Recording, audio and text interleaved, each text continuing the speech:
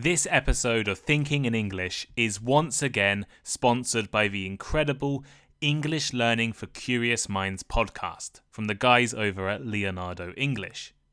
English Learning for Curious Minds is an amazing podcast that all of you should go and listen to. If you like thinking in English, you will like English Learning for Curious Minds. They have fascinating topics designed and presented in a way that is accessible for intermediate English learners. Recent English Learning for Curious Minds episodes include the discovery of the origins of the River Nile, the history of mental health, and the Kardashian family. A wide variety. You can find English Learning for Curious Minds on all good podcasting platforms or the description below, and visit Leonardo English for interactive transcripts, vocabulary, and translations into 12 different languages. It's really an amazing podcast. Thanks for supporting Thinking in English. Hello, I'm Tom Wilkinson, and welcome back to the Thinking in English podcast, a podcast for intermediate to advanced level learners of English. How much do you know about the way your memory works? By understanding your memory, you can make the process of learning English much more efficient. Today, let's take a look at some memory effects and investigate how you can incorporate them into your study routine. You can find the full transcript for today's episode over on the Thinking in English blog. Here is today's vocabulary list. Distinctiveness. Distinctiveness. The quality of being unique or different from others. For example, the distinctiveness of the red, larger font in the text made it stand out from the rest of the content. Stand out. Stand out. To be noticeably different or conspicuous. As in, the student's creative presentation on the topic made it stand out from the other class projects. Primacy. Primacy. The state or quality of being first in importance or order. For example, the primacy effect suggests that the information presented at the beginning of the list is often the most memorable. Recency. Recency. The state or quality of being the most recent or last in order. For example, while the primacy effect focuses on the beginning of the list, the recency effect highlights the significance of information presented at the end. Senses. Senses. The faculties of sight, hearing, touch, taste, and smell. As in, there is a strong connection between our senses and memory. Mood. Mood. The emotional state or disposition of an individual at a particular time. For instance, using scents and tastes to create a conducive study mood can enhance your learning experience. Chunks.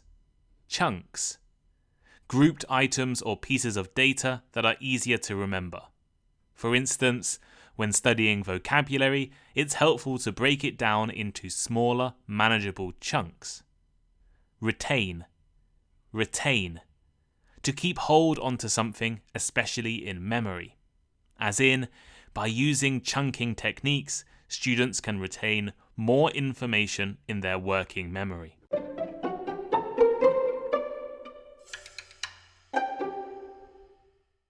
Our memory is a curious thing. We rely upon it every single day. But how well do we really understand how it works?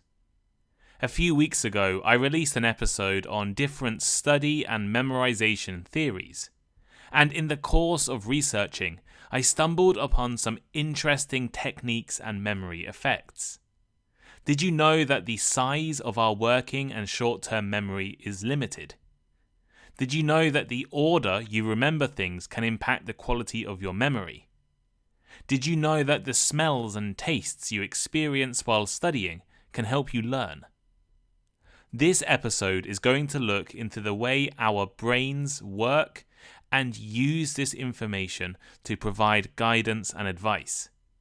Understanding the way our memory works will allow you to make your English study routine more efficient and effective. So, without further ado, let's take a look at 4 different memory-related effects and quirks. The von Restorff effect. Imagine you have a piece of paper full of English vocabulary terms you want to remember. All of the terms are written in the same font, colour and size, apart from one.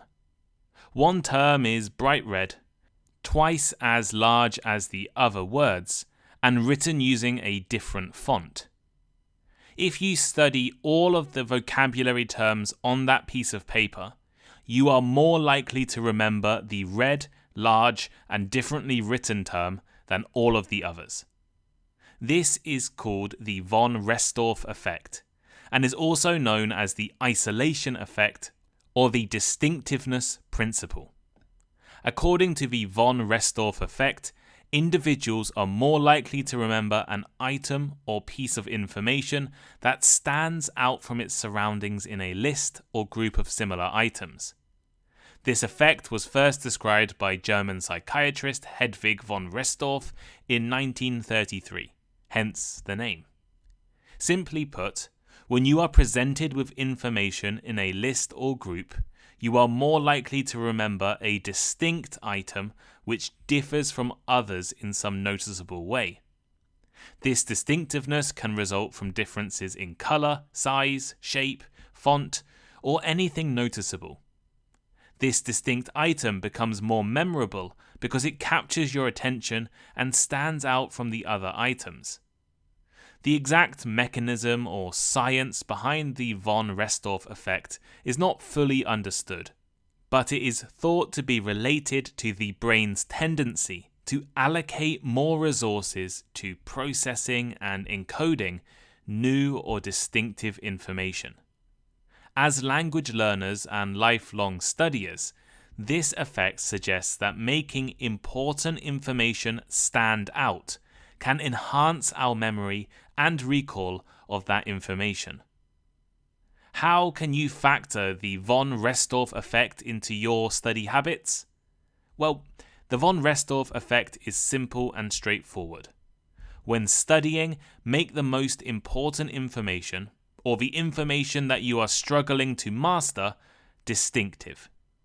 You could use a highlighter to highlight words, phrases, or ideas in your notes that you need to remember.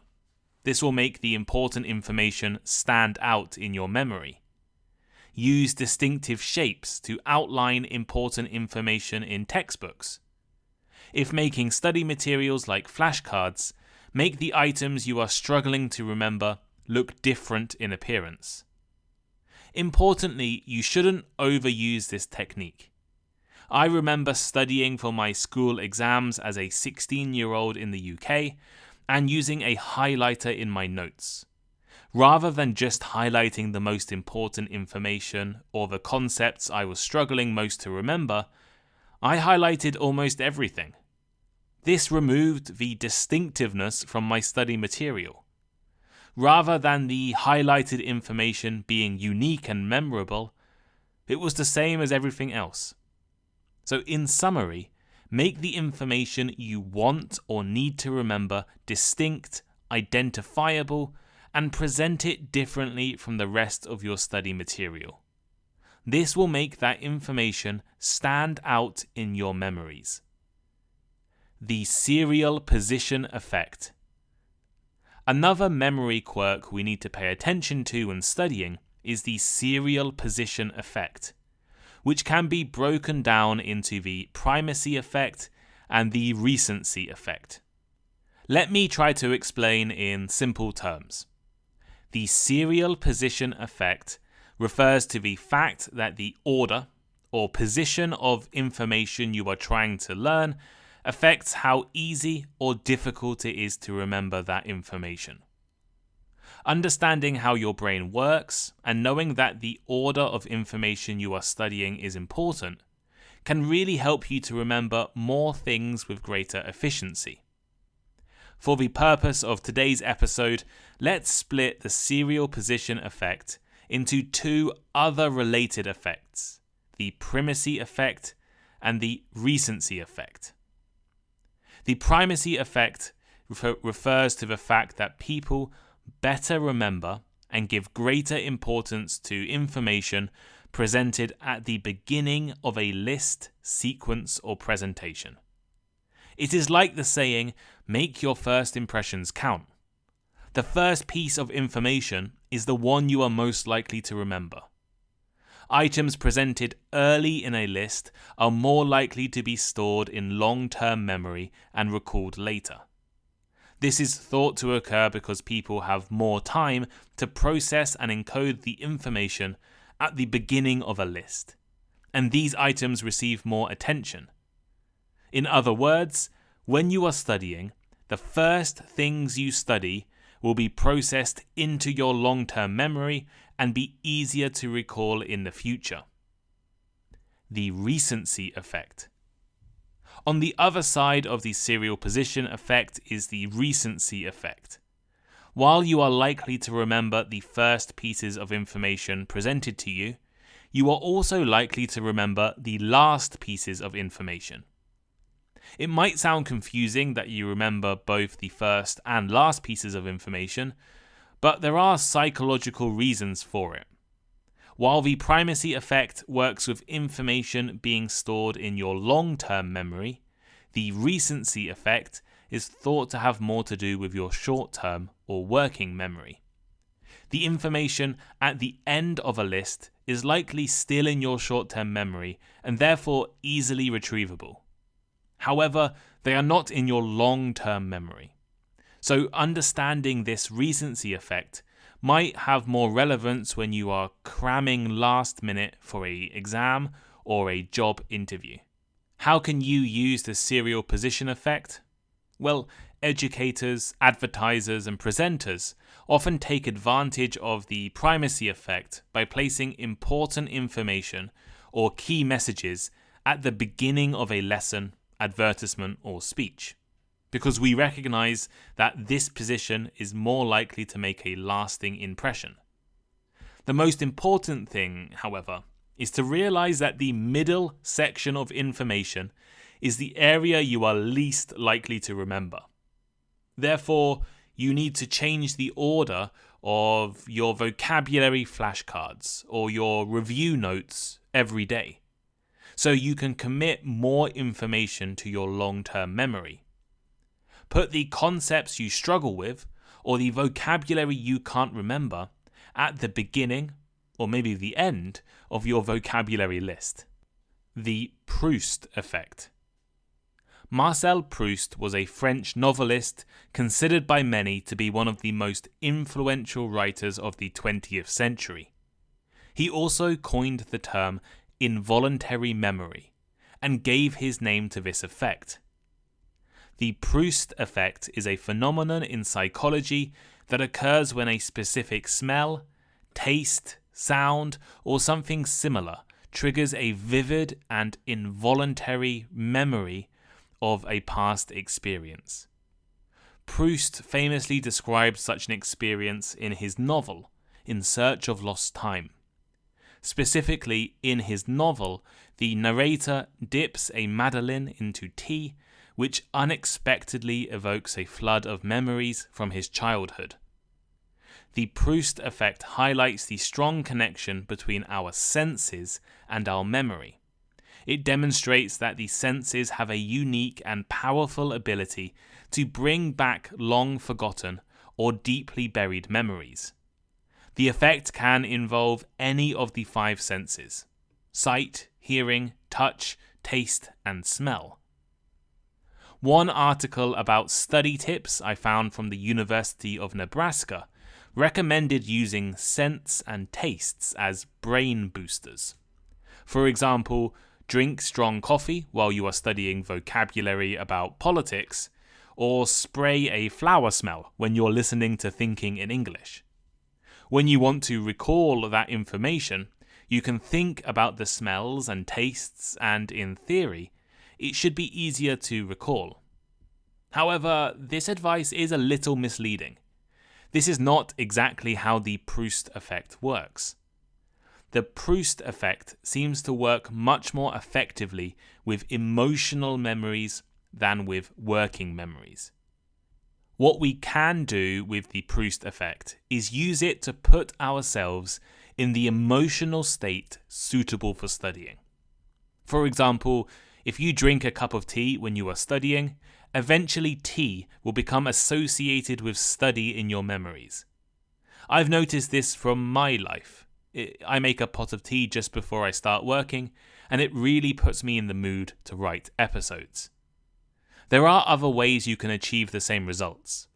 Perhaps have a place in your house or apartment where you only study. When you sit in that chair, you associate it purely with studying. Or you have an outfit you wear when you are studying, or a snack you eat when studying. All of these things can help you get in the studying mood and improve your focus. Miller's Law. The final memory effect or fact I want to mention today might be one of the most important. Miller's Law, also known as Miller's magic number, is a concept in psychology that suggests the average human can hold about 7 pieces of information in their working memory. In a 1956 paper, the psychologist George Miller discussed the limitations of our memory. He proposed that for the majority of people, working memory has a limited capacity and can effectively manage around 7, so between 5 and 9, items or chunks of information. These memory chunks can be individual items or pieces of information, but are grouped together, making them easier to remember. Miller's Law has since become a widely recognized and accepted concept in the field of cognitive psychology. Here is the implication for us as language learners. Our short-term memories can only hold about 7 chunks of information. That is not a lot. However, a chunk of information can be a group of related pieces of information. According to the American Psychological Association, this process is called chunking. They say chunking is the process by which the mind divides large pieces of information into smaller units, the chunks, that are easier to retain in short-term memory. As a result of this recoding, one item in memory, like a key word or key idea, can stand for multiple other items, a short list of associated points. Chunking is how we remember things. If you have to remember a list of numbers, like a phone number, an address, a series of names, we remember that information in chunks rather than individual pieces of information. Let me give you an example. The other day, I was on the phone to my bank, and they asked me to confirm the final 2 numbers of my phone number. I couldn't remember just the final 2 numbers, separate to the chunk of information I use. So UK phone numbers usually have 11 numbers, so that's more than 7 pieces of information, that's 11 numbers. But I remember my own phone number in 4 chunks, right? 4 chunks of numbers. So keep in mind the limited nature of our working memories when you're studying. When studying vocabulary, for example, group related terms together, so you remember them together. You can group these terms based on meaning, sound, or whatever helps you to remember. Studying vocabulary or anything in chunks, as opposed to one long list, will really help you to retain more information.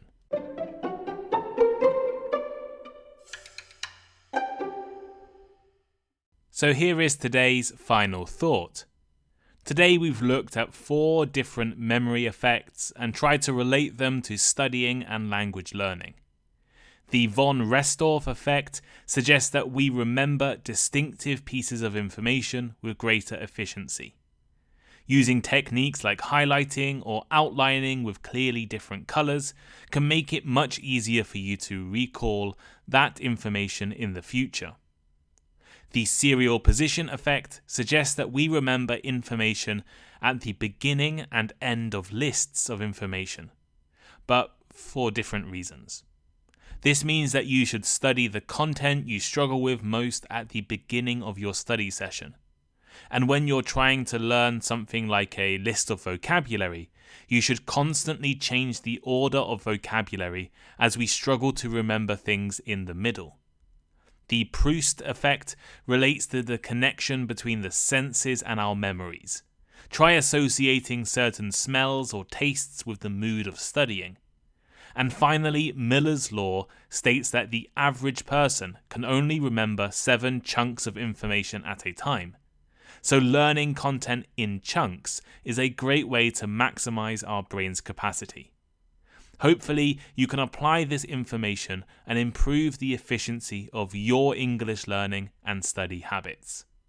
But what do you think?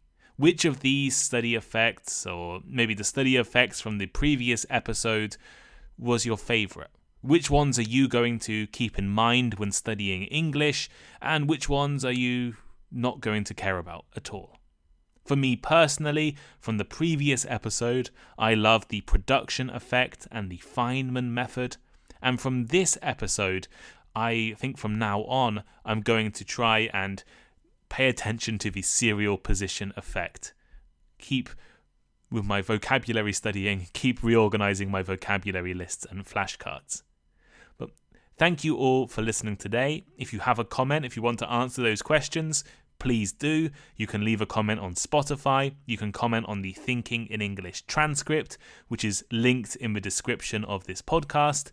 Or you can reach out to me on social media. Patreon, for my Patreon subscribers, tends to be the place I reply most. Thank you all for listening, and I'll see you next time. Goodbye.